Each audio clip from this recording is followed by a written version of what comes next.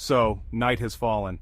Imagine a night deep in the forest where light doesn't even try to pierce the darkness. Everything around is so quiet, it feels like the world has stopped, holding its breath.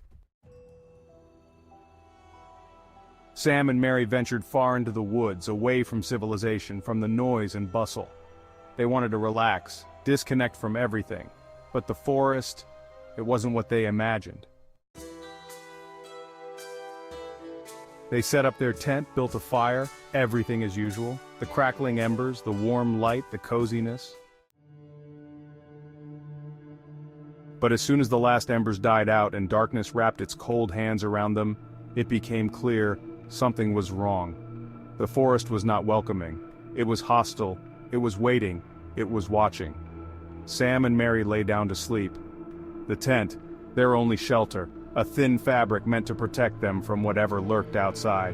They crawled into their sleeping bags, trying to ignore the oppressive silence around them. And then, it began. At first it was footsteps.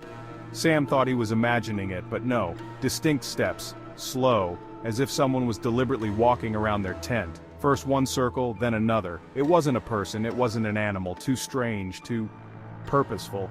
Mary noticed it too. She curled up, her eyes wide with fear. "Do you hear that?" she whispered. Yes, he heard it. And God, how he wished he didn't. The footsteps continued. They grew closer, stronger. Someone or something was circling the tent, as if playing with them, testing their resolve. Sam clenched his teeth, his heart pounding in his chest.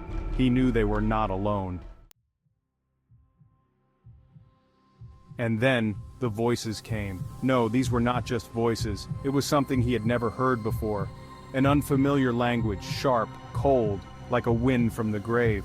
Whispers that carried with them an ancient dark evil, so profound that it seemed time itself had stopped to listen. They didn't understand a word, but instinctively they knew. These beings were talking about them. The footsteps stopped.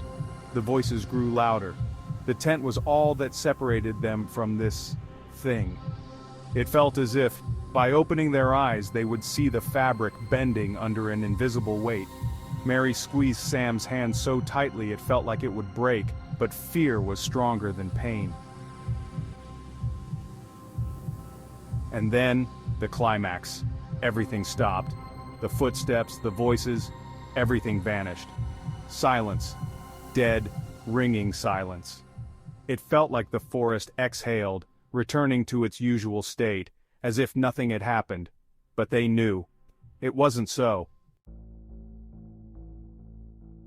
Sam reached for the flashlight, switched it on, illuminating a trembling Mary.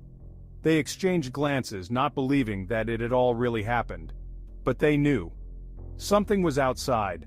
Something that came and went, but left behind not just fear, but an understanding. The sun rose, but they no longer felt safe. They quickly packed up camp and left. In the car, they were silent.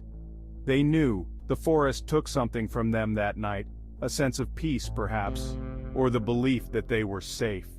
Now they knew in the darkness there is something that watches, listens, waits. So next time you find yourself in the woods and hear rustling outside your tent, footsteps in the night, stop. Don't move, don't breathe, because who knows, you might not be as lucky as Sam and Mary.